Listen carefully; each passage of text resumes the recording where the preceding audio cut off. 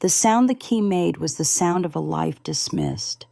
It turned in the lock and met air, like a spoon stirring nothing.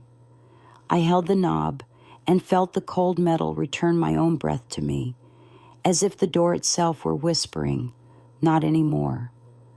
A woman of 74 should not have to lean her forehead against wood to keep steady, but that morning I did. I had the grocery bag hooked into the crook of my elbow, milk, carrots, my son David's favorite cinnamon rolls, because mothers never stop buying the exact things their children once reached for with sticky fingers.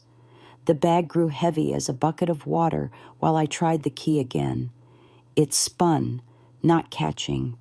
I looked down, checked the brass tag I'd scratched with MR years ago, when my husband was still alive and we laughed about losing keys like teenagers. Same key, same door, same house I paid for with 29 years of skinned knuckles and double shifts at the hospital laundry. Except now it would not take me back.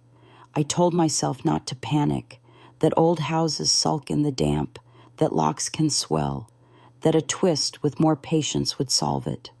When patience failed me, I set the groceries on the stoop and knocked as politely as one knocks on the door of a stranger. The curtains moved in the front room.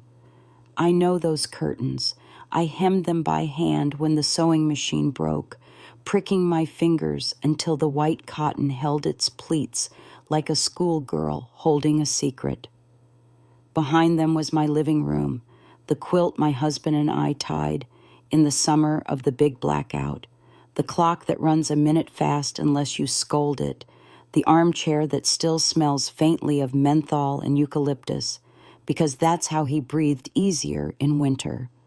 I knocked again, firmer. Lily opened the door the width of a palm. My daughter-in-law wears perfume that turns sweet in the heat, like a bowl of fruit left too long in sunlight. "Mary," she said, and managed to make my name sound like a neighbor's dog wandering across a lawn. "We didn't know you were coming." "This is my house," I said. The words felt shocking even to me because I never had to say them before. One does not announce ownership to one's own walls. Lily's smile was soft and empty. "David is resting. He worked late. We talked about this, remember? With the lawyer." I remembered many things at once. The winter when David's car gave out and I co-signed a loan. The spring I paid off the last of the mortgage while my hands smelled of bleach and lye. The day we went to the notary because Lily said it would be easier if bills came under one name. We talked about consolidating utilities, I said, not the lock. She tilted her head like a nurse about to deliver news she thinks you won't take well. "It's better this way, less confusion. You can stay with Claire for a while." Claire is my daughter. She lives across town with 2 boys who treat the living room like a football pitch. I love them fiercely. I also know that being a guest, even in love, is a careful business of folding your edges, tending your suitcase like it's a pet that might misbehave. I stepped forward, and Lily stepped into the space, the door holding its breath. Behind her, I saw the umbrella stand, the blue vase I bought at a church sale, the pair of shoes that are David's, but not the David who used to come home muddy from the riverbank. These were polished shoes, tired at the seams. "I brought cinnamon rolls," I said, because motherhood reaches for small bridges in big storms. "Warm ones." "We've cut down on sugar," she replied. "Doctor's orders."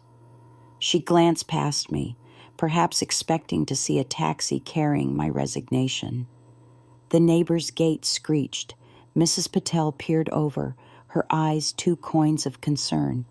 She is the kind of woman who pretends not to see anything until you need her to have seen everything. "Everything all right, Mary?" she called. I wanted to say, "Yes, dear, just a funny lock, just a momentary lapse in the laws of physics. We'll laugh about this later over tea." But Lily spoke first. "We're having a private family morning," she said with a smile that never reached her cheekbones. "Thanks for checking." My phone buzzed. A message from David. "We need to talk." The words were a hallway that led nowhere. He did not come to the door. This, more than the spinning key, untied something inside me. David has always come to the door. As a child, he once ran barefoot across the frost because he thought he heard my car. He was, the boy who brought me wildflowers with dirty roots attached, as if the house itself should bloom. I typed, "I'm outside." He replied, "Not a good time." It is a peculiar thing to stand on your own porch and realize people are using the word "we" about your life. I squared my shoulders and spoke to Lily plainly. "You will open this door," I said, voice steady as a row of jars on a pantry shelf. "And you will tell my son his mother is here." She peered at me with practiced pity. "Mary, we've taken over the responsibilities. It's been hard on you. David needs stability. We all do." The words were soft cushions with bricks inside them. The door widened a fraction, enough for the scent of my house to touch me. Wood polish, washed cotton, the faint ghost of last night's onions. I made my move. I set my palm over the edge, the way one tests water that might be too hot. The door stopped against the meat of my hand. "I'm calling the police," Lily said, not raising her voice, and for a moment I saw the girl she had been, standing in some other doorway, telling a stray cat to shoo because a father didn't like them. The police. On me. In my own doorway. The picture was absurd, then insulting, then, despite everything, funny. I have folded the uniforms of 100 officers at the hospital laundry, pressed their seams so they could look like a straight idea of order. It did not occur to me I might meet one as a trespasser. "All right," I said, "call them. Bring order to this." I picked up the grocery bag and shifted it to my other arm. My wrists complained like old hinges.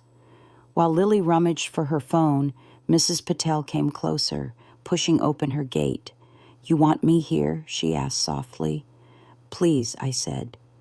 A woman knows when to ask another woman to stand in a doorway with her. It changes the air somehow, makes the space between wood and threshold ours again, at least for a minute. She arrived with her shawl half on, the pattern of peacocks glittering in the weak sun. "I saw men with a clipboard yesterday," she whispered to me. "From the council? Or bank?" I couldn't tell. My heart beat a strange rhythm. "A clipboard?" I said, as if the word were part of a language I should have learned earlier, like how young people say app. She nodded. "Very official shoes." We waited. Lily's call was quick. "They're on their way," she told me, and I wondered if she'd practiced that sentence in the mirror. I did not trust my legs to take me back down the steps, so I sat on the top one. The wood held me like an old friend who hadn't expected to be needed today, but made do. The cinnamon rolls bled a little sugar onto the paper. "Do you remember the winter the pipes burst?" I asked Lily, not out of nostalgia, but to get her to look me in the eye. "We were up all night with pots. David was 9. He fell asleep on the doormat with the dog. You covered him with a coat and said the floor was warmer than our bed because the radiator was there." She blinked. The memory had not been invited in years. "I remember," she said grudgingly. "You are not a villain," I told her. "You are frightened." The word surprised both of us. She flinched, then recovered, the way you do when the wind lifts your skirt and you hope no one saw. A police car turned into the street, quiet as a minnow. I stood, knees making small fireworks. 2 officers approached, a young woman with hair too neat to have children yet, and a man whose belt creaked when he walked. "Morning," the young one said. "What seems to be the trouble?" "My key doesn't fit my own house," I said, as calmly as if ordering tea. And my son is inside refusing to come to the door. The officer looked at Lily, then at me, then at the house, which, like all houses, kept its true history under plaster and paint. "Do we have proof of residence?" she asked, brisk but not unkind. I opened my bag with the certainty of a magician about to pull a rabbit. The folder wasn't there. I always carry a photocopy of the deed. The older you get, the more of your life you carry in paper, as if ready to apply for permission to keep existing. I had moved it last week when I cleaned the kitchen drawer, the one with rubber bands and candles, and the one screwdriver that fits everything. "It's inside," I said, and wanted to bite the sentence in half as soon as it left my mouth. "In the desk." Lily exhaled as if we'd all reached the end of a yoga pose. "You see," she told the officer, "we've updated things. We're in the process." The man officer asked, "Process of what?" Lily's eyes clicked in their sockets like abacus beads. "Transfer of responsibility," she said finally. "It's better. She forgets things."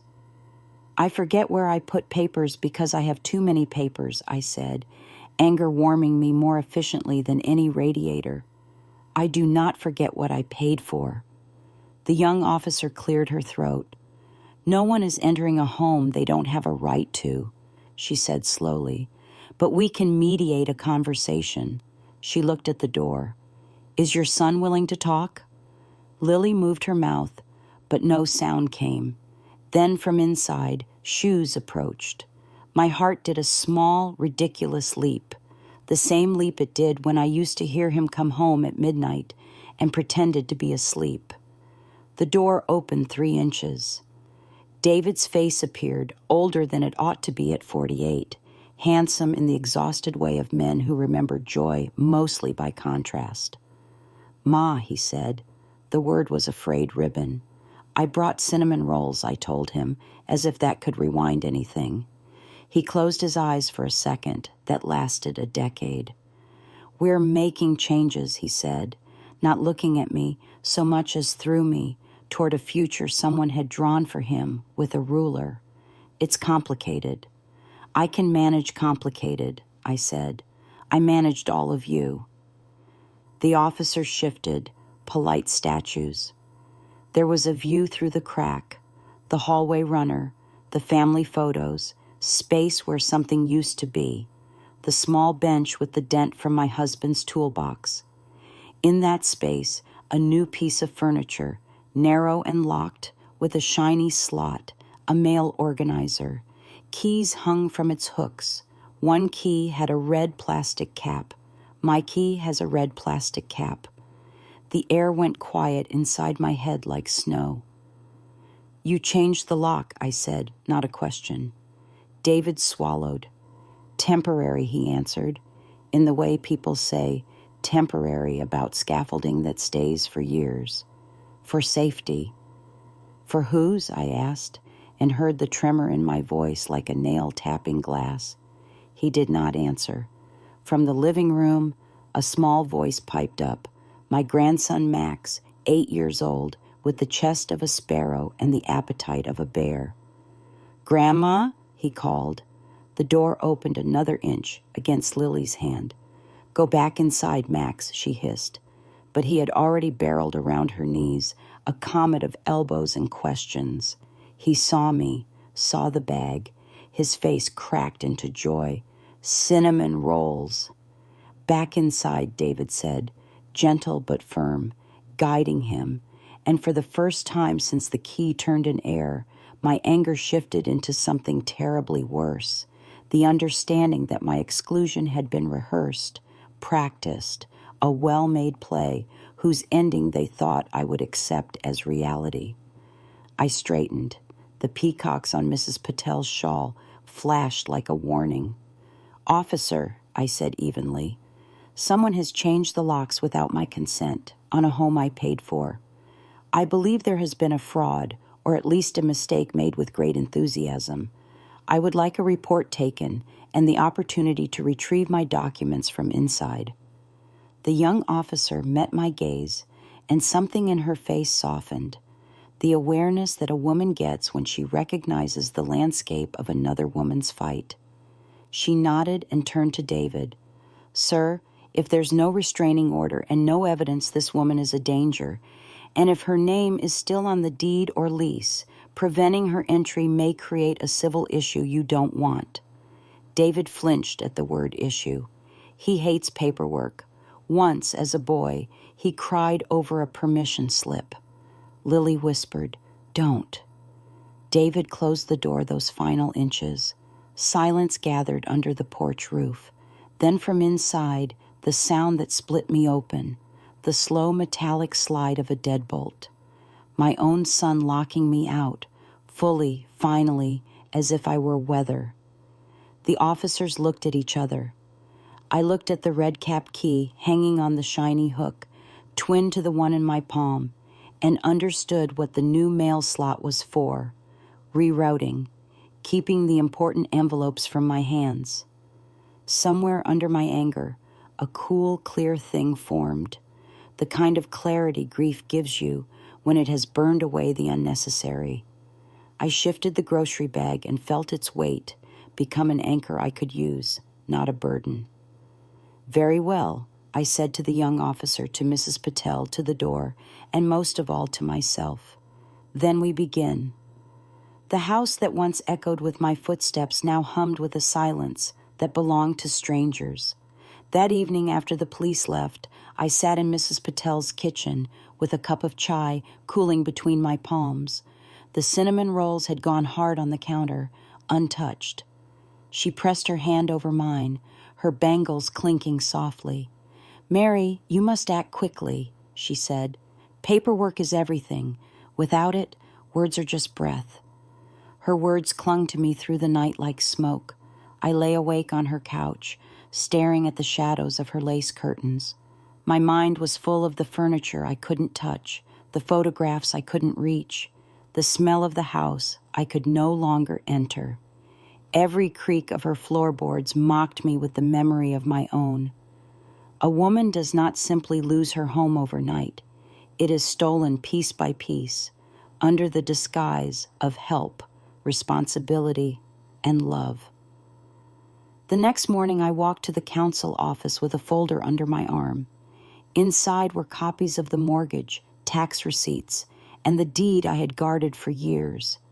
My handwriting trembled on the edges of envelopes from decades ago, but it was mine. I asked to speak with someone about property rights. The young clerk, a boy who could not have been older than my grandson will one day be, tapped at a computer and frowned. "There's been a recent transfer request filed," he said, tilting his screen away as if to protect me from my own name. My stomach dropped. "Transfer? By whom?" He hesitated, then muttered, "Your son, David.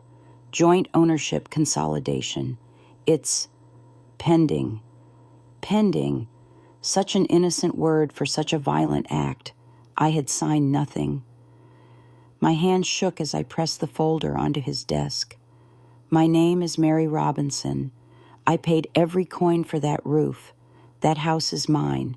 Do not let anyone take it with a signature forged in convenience." He nodded nervously, promising to escalate the matter.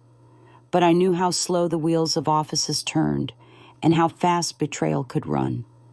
When I returned to the street, I saw David outside with Lily, loading boxes into their car. I watched from across the road, hidden behind the shade of Mrs. Patel's hedge. The boxes were full of things I recognized. The old lamp with the crack on its base, my sewing basket, even the rug from the hallway. My son carried them with the ease of a man moving burdens he didn't consider his. Not once did he look around, as if the air had erased me. I stepped forward. "David," my voice came out stronger than I felt. He froze, the box wobbling in his arms. Lily quickly intercepted, her smile stretched thin. "Mary, please, this isn't the time." David finally looked at me, and for a moment his eyes softened. The boy who once ran to me with scraped knees and asked me to kiss the pain away was there. But then the softness hardened, replaced by a resolve that didn't belong to the son I raised. "Ma," he said slowly, "things are changing. We need order. You can't manage everything anymore. Let us handle it." I stared at him, my chest tightening. "Order?" I asked. "Is that what you call locking your mother out of her own home, stealing her things in broad daylight?" His jaw clenched, and he put the box in the trunk without answering. Lily tugged his sleeve. "We'll be late," she whispered, as though I were nothing more than a delay in their schedule. Something in me snapped then, quietly but irrevocably. Betrayal doesn't roar. It whispers until it silences everything else. I straightened my back, feeling years of sacrifice gather inside me like steel. "If you believe you can erase me from the walls I built," I said calmly, "then you underestimate the woman who raised you." He avoided my gaze, slammed the trunk, and drove away. I stood in the exhaust fumes, my heart pounding, my hands trembling not from fear, but from awakening. For the first time, I understood that my fight was no longer about entering a house. It was about reclaiming my dignity. That night, I wrote letters to the council, to a lawyer, even to the local newspaper. My story was no longer just mine. I would not be silenced behind a locked door. And as the pen scratched across the paper, I felt a fire that old age had not extinguished, a fire that betrayal had only sharpened. I whispered to the quiet kitchen of Mrs. Patel's house, to the walls that listened kindly. He may have locked me out, but he has no idea what he has just let in.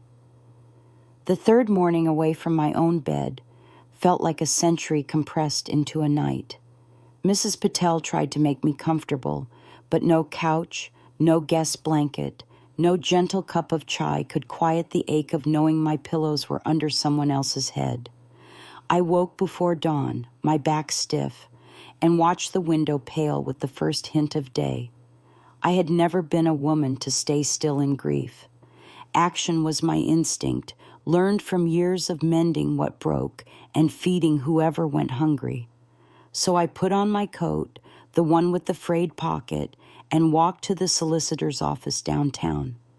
The streets were still wet from last night's rain, and I thought of how the gutters outside my house used to clog with leaves every autumn.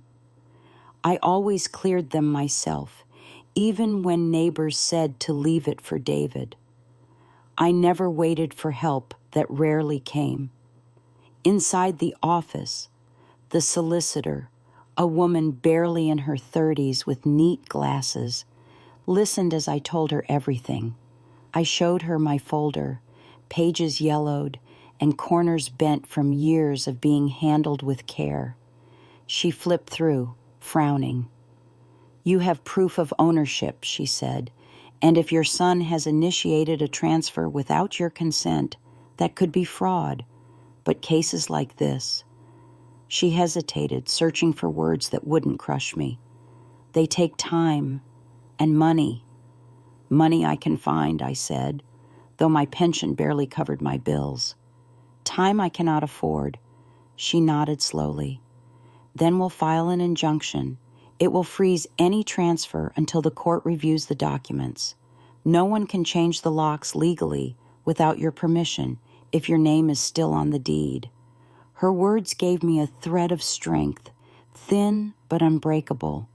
I left her office lighter, holding the stamped papers like a shield. The bus ride back was a blur of faces, all strangers, all holding keys that led them to doors that opened. I wondered how many of them had ever been turned away by their own blood. When I stepped off the bus, I saw my house before I saw my shadow. There it stood, proud and familiar, its windows reflecting the pale sun. My heart clenched. I wanted to run up the steps, put the key in the lock, and hear the satisfying click of belonging. but the memory of that metallic refusal stopped me cold. Then I saw Max, my grandson, with his too big backpack and messy hair, skipping down the walkway on his way to school. His small voice cut through the air. "Grandma!" He dropped his bag and ran into my arms before Lily could stop him. The warmth of his hug melted the frost around my ribs. "Why can't you come inside?" he asked innocently, his brown eyes wide with confusion. "Daddy says you're tired and need a rest, but I miss your pancakes." I kissed his forehead, swallowing the lump in my throat. "I miss them too, sweetheart. Sometimes grown-ups make mistakes. But I'm still your grandma, and nothing will change that." Lily appeared at the door, her smile sharp. "Max, go inside, now." Her eyes flicked at me like knives. "Mary, please don't confuse him." Confuse him? It was she who confused my son, who twisted his loyalty, who turned a home into a battlefield. I wanted to shout, to tell Max the truth, but I could not wound his childhood with our war. So I let him go, watching his little frame disappear into the house that should have been mine to open. That evening, as I sat again in Mrs. Patel's kitchen, she whispered what she had seen. "2 men came earlier," she said, "not councilmen this time, suited with clipboards. They took photographs of the house. Valuation agents, I think." My stomach turned. Valuation meant sale. Sale meant erasure. They weren't just locking me out. They were preparing to bury me alive in absence. I went upstairs, borrowed Mrs. Patel's phone, and called David. He didn't answer. I tried again. On the 3rd ring, he picked up. His voice was weary, as if already defending himself. "Ma, please." "David," I interrupted. My tone was calm, colder than ice. "If you sell that house without me, you will not just lose bricks and walls. You will lose your mother forever." Silence. Then a long sigh. "It's complicated, Ma. We need money. Lily's parents helped us, and now it's our turn to provide. You wouldn't understand." "Wouldn't understand," I hissed.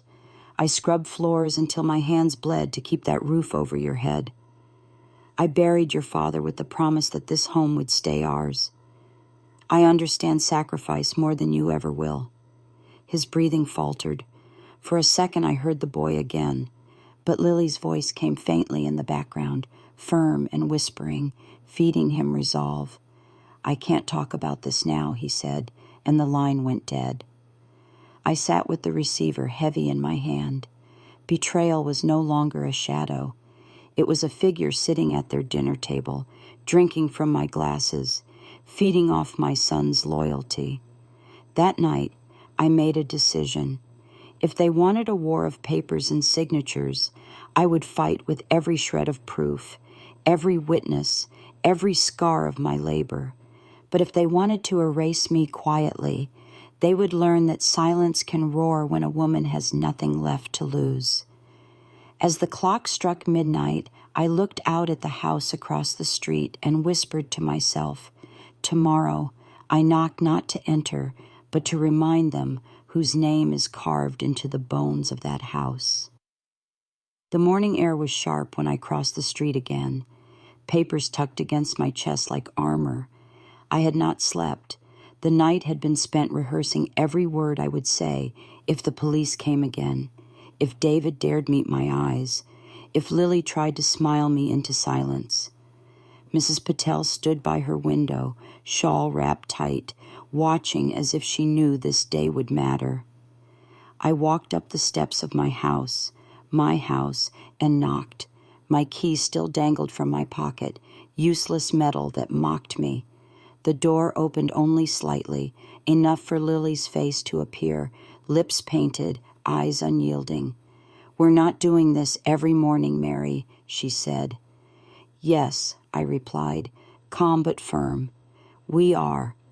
Until my son remembers whose name built this house, whose hands scrubbed its floors, whose sacrifices paid every stone of it, we are."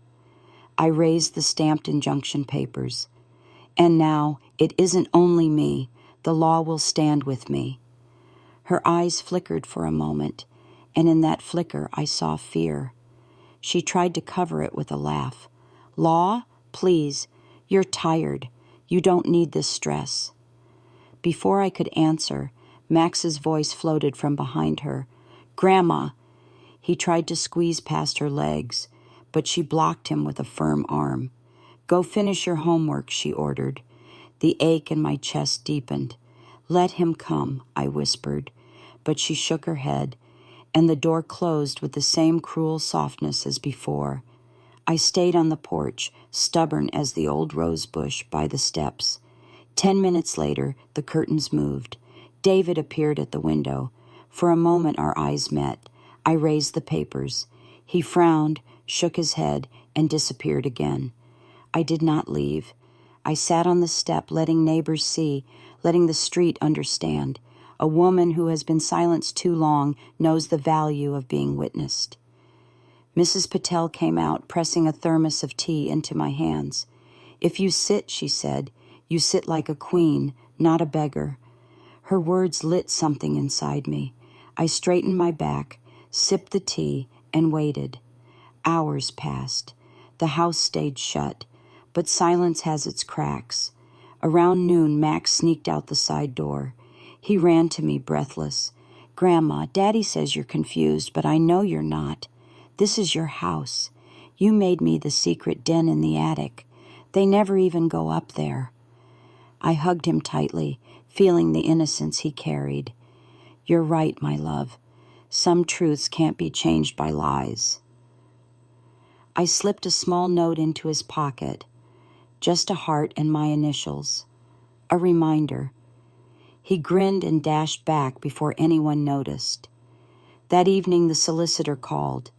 Mary, she said, the injunction is filed. They cannot proceed with the sale until the hearing. Relief washed over me, heavy and sweet. But then her voice grew cautious. You should prepare yourself. They may fight back. Families. They can turn cruel when money is involved. I thanked her, though my throat was tight.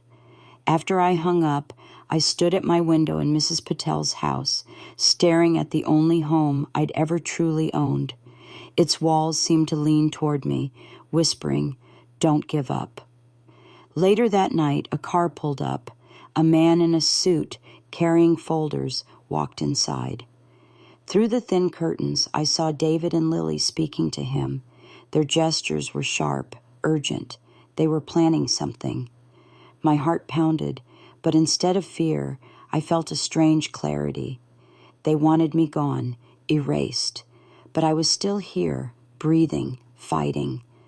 I sat down with pen and paper and began to write, not to officials this time, but to the world. My story. Every sacrifice, every betrayal, every lock that refused me.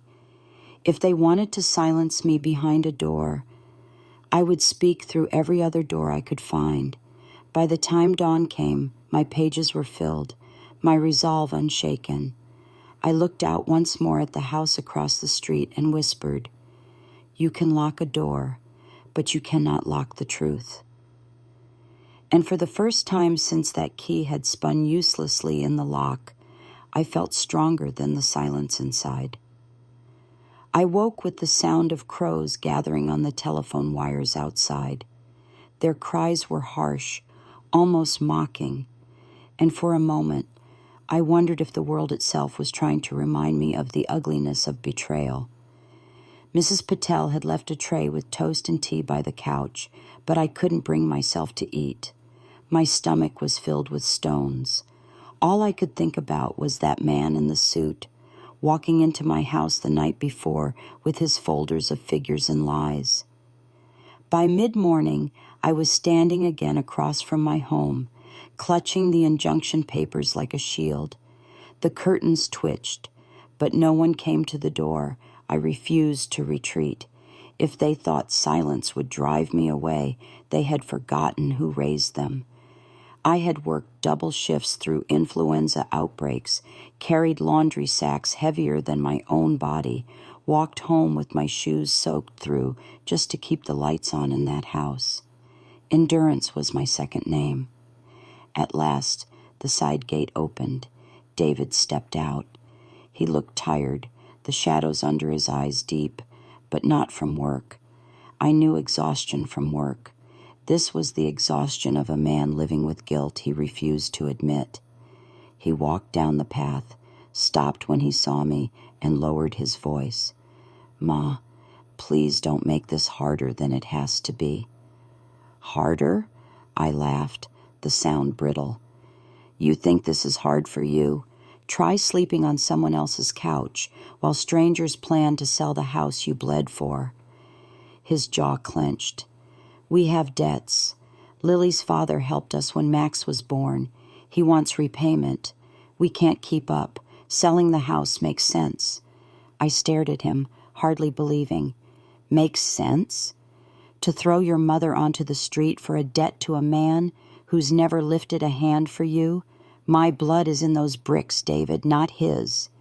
He flinched, but Lily appeared suddenly, sliding her hand into his, her presence like a wall between us. "Mary," she said smoothly, "don't dramatize. You'll always have a place. Claire will take you. Or we can arrange a retirement flat, something easier for you." The way she said easier, as if my life, my independence, my sacrifices were nothing but clutter to be tidied away, lit a fire in my chest. I stepped closer. "Do not speak to me as though I am a burden. That house was bought with the life of a man I loved and the work of a woman who would not break. You will not erase me with your polite words." David shifted uncomfortably, but Lily tightened her grip. "It's already decided. The buyers are interested." Something inside me cracked then, but not in defeat. It was the crack of ice breaking on a river when spring arrives, the sound of something fierce and unstoppable. I pulled out the injunction papers and held them up so they could both see. "Then tell your buyers to wait. The court will decide, not you." Lily's smile faltered. She pulled David back toward the gate, whispering quickly, angrily, but I stood rooted, strong, letting the street see, letting the neighbors know I was not giving up. That afternoon, I went to the community center. They had a small legal aid office, and I spoke with a volunteer, an older man with kind eyes who had once been a judge. I told him everything. He listened quietly, then said, "Mary, you need witnesses, people who can confirm you lived there, who know it was always your home. Affidavits, testimonies, they matter." I thought immediately of Mrs. Patel, of the neighbors who had seen me sweeping the steps, painting the fence, carrying groceries through that door for decades. My history was not just on paper. It was in the eyes of everyone who had lived beside me. That evening when I returned, Mrs. Patel was already waiting with pen and paper. "I'll write it all," she said firmly. "I saw you carry that mortgage year after year. I saw you repair that house. I saw you raise your children in it. They cannot take that truth away." Her loyalty brought tears I had refused to shed in front of my son. I clasped her hand, my voice breaking. "Thank you." And as I sat there watching the lights come on in the windows of my stolen house, I realized something. They could twist papers, change locks, and whisper lies into my son's ears. But they could not erase the truth that lived in every memory, every witness, every neighbor's eye. For the first time since the betrayal began, I did not feel alone. I felt the beginnings of an army, small, quiet, but real, gathering around me. And I knew the fight had only just begun. The days that followed moved slowly, heavy with waiting, but each morning I found myself back on the porch of my house, a silent sentinel. My presence was not for David or Lily anymore. It was for the walls, the memories, the very soul of the home that had sheltered me. The neighbors noticed. Some crossed the street just to squeeze my hand or nod with quiet approval. Others whispered, shaking their heads, unable to believe a son could treat his mother this way. Every look, every small word of support strengthened me. On the third day, Mrs. Patel brought over a notebook. Write down everything, she urged. Dates, what you saw, what was said, courts like details. And one day, when your grandchildren are grown, they will need to know the truth. Her words pierced me because I thought of Max, the way his little body had slammed into my arms, his questions, his confusion. How long before they turned even him against me? I began to write.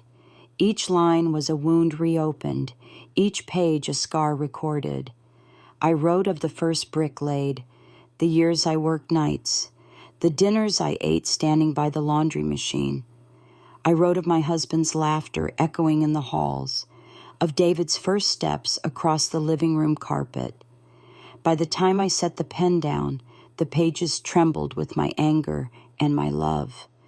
That afternoon, 2 strangers came again to the house, men in suits carrying clipboards. They walked the perimeter, taking photographs, murmuring.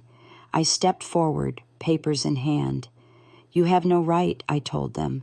There is an injunction. No sale can proceed. They exchanged glances, muttered something about just assessing, and quickly left. But their presence told me what I already feared. Lily was pushing this forward, faster than ever. When evening came, I saw David in the window. He was sitting alone at the table, his head in his hands. For a moment, my heart softened. I almost crossed the street to knock, to remind him of who I was, of what we shared. But then Lily entered, laid her hand on his shoulder, whispered in his ear, and I watched him straighten, his face harden. Whatever words she gave him, they pulled him farther from me. The next morning, I received a letter. It was slid under Mrs. Patel's door, no stamp, no envelope, just a folded sheet of paper with my name scrawled on it. Inside, in David's handwriting, please stop. You're making things worse. Think of Max. We'll make sure you're taken care of, but you can't live here anymore. It's time. My hands shook as I read it. Time. As if love had an expiration date. As if motherhood could be filed away like an old bill. I pressed the letter to my chest, and for the first time in weeks, I cried. Deep, heaving sobs that tore from somewhere ancient inside me. Mrs. Patel held me, whispering prayers, until the storm of grief settled into something sharper. The next day I went back to the solicitor. She read the letter, her lips tight. This is intimidation, she said. Do not be afraid. We will present everything. The judge will see through it. Will David? I asked quietly. She had no answer. Back on the street, I saw Max again. He was playing with a ball in the yard, and when it bounced toward me, I caught it. He grinned, ran up, and whispered, I put your note in my treasure box. Daddy doesn't know. My throat tightened. Hold on to it, Max, I told him. One day, it will matter. Lily's voice cut across the yard.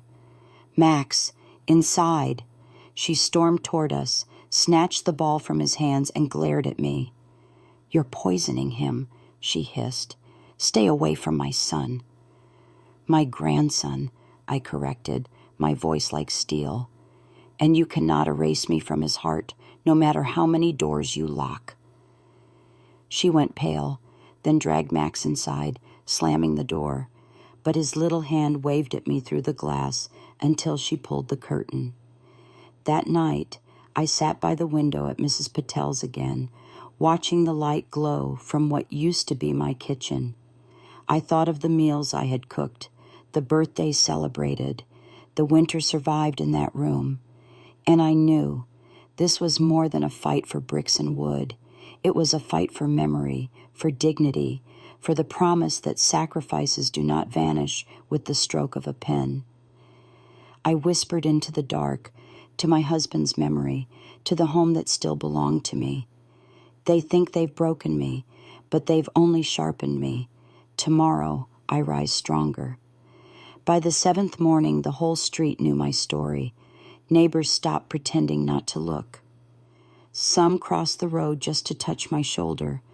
Others brought small offerings, a flask of tea, a folded blanket for when I sat too long on the porch steps. It was as though the house itself had called the community to witness what was happening, to make sure the truth could not be buried in silence. That day, I walked to the courthouse with Mrs. Patel at my side. The injunction papers had secured me time, but now came the fight to prove what was already carved into my very bones, that the house was mine, not theirs to barter. As we entered, the smell of old paper and polish filled the air. I felt small under the high ceilings, but determined. My solicitor met me there, sharp and efficient. "Mary," she said, "today we ask for an emergency hearing. They're pushing a sale faster than expected. We'll need your testimony ready." I nodded, my palms damp. I had given speeches in church halls, scolded doctors when my husband's pain was ignored, soothed crying children at 3 a.m. But this was different. This was speaking against my own son. Inside the chamber, a judge listened as my solicitor laid out the evidence, the years of mortgage payments, the deed in my name, the community witnesses ready to testify. I sat quietly until called forward. When I stood, every wrinkle on my face felt like a record of labor, every tremor in my hands a proof of sacrifice. "Mrs. Robinson," the judge asked, "can you confirm you were the sole payer of the mortgage?" I lifted my chin. "Yes, Your Honor, every payment, every shift, every overtime hour, every coin I pinched went into that house. My husband died before it was fully paid. I finished it alone. I built that roof over my son's head with my own hands." The judge looked at me carefully, then at the papers. For the first time, I saw doubt flicker in the eyes of the opposing lawyer. The case would continue, but for now the sale was blocked. A small victory, but one that lit a flame in me. When I left the courthouse, Mrs. Patel squeezed my hand. "You spoke like a lioness," she said proudly. I smiled faintly, though my heart still ached, because no matter what the law said, my son had sat at the other table, eyes lowered, unable to meet mine. That evening I returned to the street, head held high. Neighbors gathered in hushed groups, whispering encouragement. But in the window of my house, I saw Lily's silhouette, stiff with fury. She pulled the curtains closed sharply. Later, as the sky darkened, I received another message slipped under the door of Mrs. Patel's home.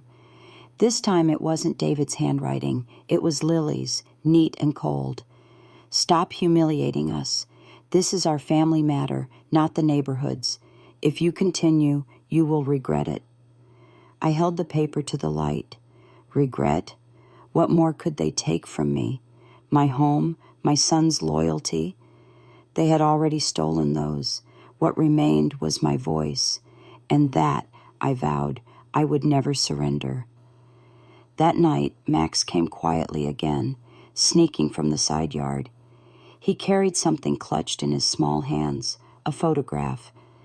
It was the one of David as a boy, sitting on the porch steps with his father, both of them grinning with fishing rods in their hands.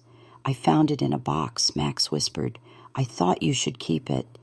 I pulled him close, my tears wetting his hair. "Thank you, my darling. This picture is proof of where we belong." He smiled proudly, then dashed off before anyone could notice. I stood staring at the photograph in the dim light, the faces of the past smiling back at me, and I swore to myself that one day Max would know the whole truth. As the clock struck midnight, I whispered to the photo, to the house glowing faintly across the street, to the ghosts of all I had lost. They may have turned my son against me, but I will not let them take my grandson. I will fight for him too. For the first time in weeks, I felt not only defiance but hope, because I knew now the law was on my side, the community was with me, and the truth itself had begun to speak louder than their lies. The 8th morning carried a strange calm, as though the street itself was holding its breath. The hearing had given me a small victory, but victory did not mean peace. My house stood across from me, stubborn and silent, its windows dark, its curtains drawn tight. Yet I knew they were inside. I could feel their presence like a pulse behind the walls. Mrs. Patel insisted I eat before I went out, placing warm parathas in front of me. A soldier cannot fight on an empty stomach, she said firmly. I forced myself to swallow, though every bite felt like ash. My thoughts were already marching ahead, to the lawyer's call, to the neighbor's testimonies, to whatever Lily was plotting next. When I stepped outside, I found 2 neighbors waiting by the gate. Mr. Harris, who had lived next door for 30 years, and young Julia from across the street. Mr. Harris lifted his cap. "Mary, if you need someone to speak for you, I will. I've seen you shovel snow off that porch every winter since '92. No one can say you didn't keep that house alive." Julia nodded eagerly. "And I remember the cookies you used to bake when I was little. That was your house. Everyone knows it. Their loyalty warmed me more than the morning sun." "Thank you," I said softly. "When the time comes, your words will matter." But as I walked closer to my home, I noticed something new. A for sale sign had been planted on the lawn, bold and shameless. My heart clenched, but I did not falter. Instead, I ripped the sign from the ground and held it in the air. Neighbors gasped. Curtains fluttered. I spoke loudly so the whole street could hear. "This house is not for sale. This is my home. No paper, no lie, no betrayal will change that." The door burst open. Lily stood there, face red with fury. "Mary, how dare you? How dare you?" I shot back. "Putting this sign here while the court has blocked your sale. Do you think the law bends for your convenience?" David appeared behind her, shoulders slumped, eyes hollow. "Ma, please," he murmured, but his voice was weak, almost drowned out by Lily's shrill tone. "You're embarrassing us," Lily spat. "The neighbors are laughing. Do you want Max to grow up in shame, thinking his grandmother is a mad woman clinging to something that's no longer hers?" Her words struck like knives, but I stood taller, the sign still in my hand. "If there is shame, Lily, it belongs to you. For teaching a boy that greed is stronger than love, that betrayal is stronger than loyalty. That house is not just bricks. It is memory, sacrifice, life, and you cannot sell life like a used car." The neighbors had gathered now, murmuring, watching. I saw doubt flicker across David's face, but Lily pulled him inside and slammed the door. That night, I wrote again in my notebook, each page heavier than the last. I wrote of the sale sign, of the confrontation, of the way David's eyes had nearly broken before Lily shut him away again. These words were not just for the court anymore. They were my testament. If they erased me from that house, the record would remain. Later, as I sat by the window, Max appeared again, slipping out quietly. He ran across the street, holding something small. "Grandma," he whispered, "Daddy says you're making trouble, but I know you're not. I found this in the attic." He opened his hand. It was my wedding ring, the one I had hidden years ago in a small tin box, safe in the rafters. My breath caught. "How did you find it?" I asked. "I was playing," he said proudly. I remembered the den you made me up there. It fell when I moved a box. Tears blurred my eyes as I slid the ring onto my finger. This, I told him, is proof of everything. Proof of love, proof of promises, proof of who built this home. One day, you'll understand how important it is. He hugged me tightly, then ran back before Lily could notice. I watched him go, my heart swelling with both pride and sorrow. That night, I lay awake on Mrs. Patel's couch, the ring pressed against my chest. Betrayal had stolen so much, but this small circle of gold reminded me of what they could never take, the bond between me and the past, between me and the truth. I whispered into the dark, to the ghosts of all who had lived and laughed within those walls. They planted their sign in the soil, but the roots are mine, and I will not let them cut me out.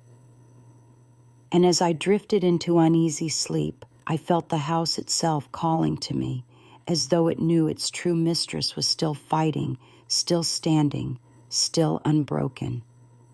The 9th morning arrived with heavy clouds pressing low over the rooftops, as though the sky itself had grown tired of this war. I rose from Mrs. Patel's couch with my wedding ring still on my finger, its weight both comfort and burden. The first thing I saw from the window was the empty patch of soil where I had ripped out the for sale sign. For a brief second, I allowed myself to feel proud. But pride quickly gave way to dread. They would not stop. Sure enough, by midday, a white car pulled up. Out stepped a man in a gray suit and a woman in heels sharp enough to cut glass. Estate agents. They walked the perimeter, pointing, scribbling notes. I stormed across the street, the injunction papers clutched in my hand. "You're trespassing," I said, my voice steady despite the storm inside me. "There is a court order. No sale can proceed." The woman gave me a thin smile. "We're only assessing potential value, ma'am." "Assessing what does not belong to you is theft with a clipboard," I snapped. Neighbors peeked through curtains. Some even stepped outside. The agent shifted uncomfortably, then retreated, muttering into their phones as they left. Minutes later, the door of my house opened. David appeared, his face pale. "Ma, please," he whispered. "Stop making scenes. You're turning the whole street against us." "Against us?" I shouted. "No, David. Against lies. Against betrayal. They are with the truth. And the truth is that this house was built by your parents' sweat, not Lily's schemes." He winced at my words. I could see the boy in him, the boy who once cried when he thought he'd lost a marble, the boy who used to run to me with fists full of wildflowers. But Lily appeared behind him like a shadow. "Close the door," she ordered, and he obeyed. That evening my solicitor called. "Mary, we have a date. The full hearing will be next week. But be warned, your son's side is preparing to argue diminished capacity." I frowned. "Diminished what?" "They'll claim you're no longer fit to handle your affairs," she said grimly. "That age and memory make you unreliable. It's a common tactic." The words hit me like cold water. So this was their strategy, not only to take my home, but to paint me as incapable, senile, useless. I sat in silence, the phone trembling in my hand. Mrs. Patel, hearing my end of the conversation, reached over and gripped my arm. "Then we will show them your strength," she said. That night I wrote more in my notebook, page after page. Dates, names, receipts, every detail sharp as glass. If they wanted to claim my mind was failing, I would drown them in proof of its clarity. The next morning, something remarkable happened. A group of neighbors gathered on the pavement outside my house. Mr. Harris with his cane, Julia with her baby on her hip, even teenagers from down the block. They carried a banner made from an old bedsheet. On it, in thick black letters, This house is Mary's. My heart nearly burst. I stepped out to join them, my legs trembling but my spirit tall. Together we stood, blocking the gate, daring anyone to challenge us. The police arrived again, called no doubt by Lily. The young officer I'd met before approached, her expression wary but kind. "Mrs. Robinson," she said softly, "you need to be careful. Civil disputes can get messy." I met her eyes. "I'm not afraid of messy. I have scrubbed mess out of hospital sheets until my fingers bled. I have raised children through poverty and storms. I can handle messy. What I cannot handle is silence in the face of theft." For a long moment, the officer simply looked at me, then gave a small nod. She did not disperse the crowd. She only told us to remain peaceful and left. From the upstairs window, I saw Max watching, his small face pressed to the glass. He raised his hand in a shy wave. I lifted mine in return, tears burning my eyes. One day, he would know. He would remember this. That night, Lily's fury exploded. She slipped another letter under Mrs. Patel's door, this one colder than ice. "If you don't back down, we'll prove you unfit. You'll lose not just the house, but access to Max. Think carefully." The threat shook me to my core. To lose my home was one thing, but to lose my grandson, to be erased from his life, was a cruelty beyond words. Yet as I sat staring at her letter, I felt something shift. Fear no longer paralyzed me. Instead, it hardened into resolve. I pressed my wedding ring against the page, leaving a faint circle of gold dust where it rubbed. Then I whispered into the night, "If you try to take him from me, you will learn what a mother's fury truly is." And as I closed my notebook, I knew the final battle was coming. The house, the court, the truth. It would all come to a head soon, and I would not walk away quietly. The day of the final hearing arrived with a chill that crept into my bones, but I wrapped my old coat tighter and held my head high. Mrs. Patel walked beside me, her shawl trailing like a banner, and behind us, neighbors followed quietly, as if escorting me into battle. I could feel their strength at my back, a wall of truth against the storm of lies I was about to face. Inside the courthouse, the air was thick with tension. On one side, I sat with my solicitor, clutching the folder of evidence that had become my lifeline. On the other side sat David and Lily. My son would not meet my eyes. He stared down at his hands, his jaw clenched, while Lily whispered into his ear, her presence like poisoned sugar. The opposing lawyer rose first, painting me as an old woman overwhelmed by age and confusion. He used words like diminished capacity, care arrangements, best interests. Each word stabbed at me, not because it was true, but because it came from the mouth of strangers who had never seen me carry laundry sacks heavier than their legal books, who had never seen me fight fevers and hunger with nothing but determination. Then it was my turn. My solicitor stood, but I placed a hand on her arm. "Let me speak," I whispered, and I rose. "My name is Mary Robinson," I began, my voice trembling only at the edges. "For 40 years I paid for that house. With my wages from hospital laundries, with my husband's calloused hands, with nights spent hungry so my children would not be. That house is not just walls. It is memory. It is sacrifice. It is love poured into every brick." I held up my wedding ring, the gold gleaming faintly.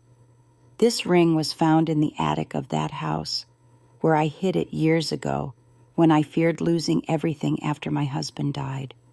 I never thought I'd be fighting to keep it safe from my own blood, but here I am.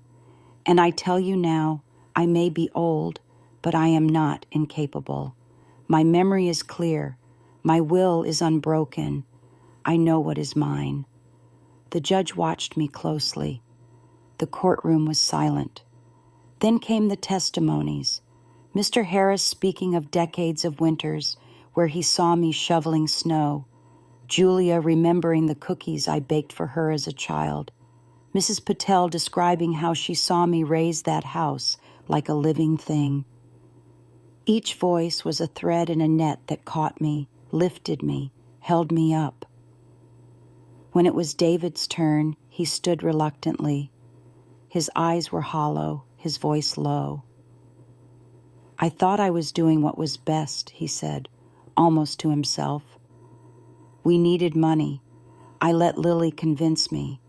I thought it was easier this way. His words faltered, and for the first time in weeks, he looked at me, really looked at me. My heart ached. He was my boy, lost and swayed, but still my boy. Lily's fury was visible.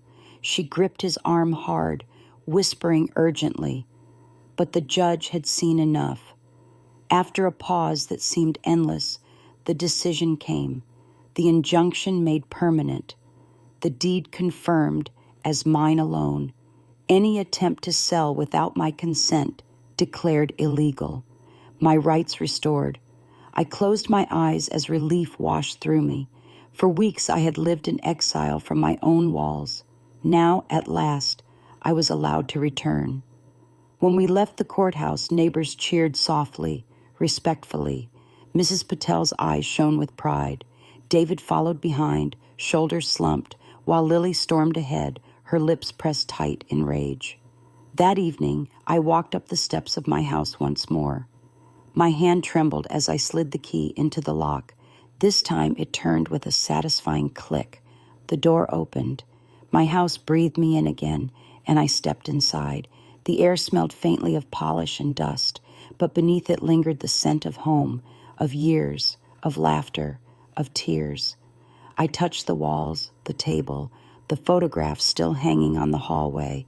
They had not won. Max came running down the stairs. "Grandma," he shouted, launching into my arms. His little body pressed against mine, warm and safe. "You're back." "Yes, my darling," I whispered into his hair. "I'm back, and I'm not leaving again." David appeared in the doorway, his face pale. "Ma," he said softly, I'm sorry." I looked at him, my heart torn between anger and love. "Sorry will not heal the wound you made," I told him. "But you are my son, and I will not close the door on you the way you closed it on me. You will have to earn your way back into this home, not with papers, but with truth." He nodded, shame in his eyes. Lily did not follow him in. I knew, in that moment, her place in this story was ending. That night, I sat at my kitchen table once more, the lamp casting its warm circle of light. My wedding ring gleamed on my finger. My house stood steady around me, a fortress reclaimed. And when I looked into the camera of my mind, into the eyes of those who had listened to my story, I spoke directly. "Did you like my story? From which city are you watching? Tell me, have you ever felt betrayal from the very ones you gave everything to? If so, you know why I fought. And you know why I will never stop speaking. Subscribe, share, and stay with me. Because no one should ever be locked out of the home they built with love.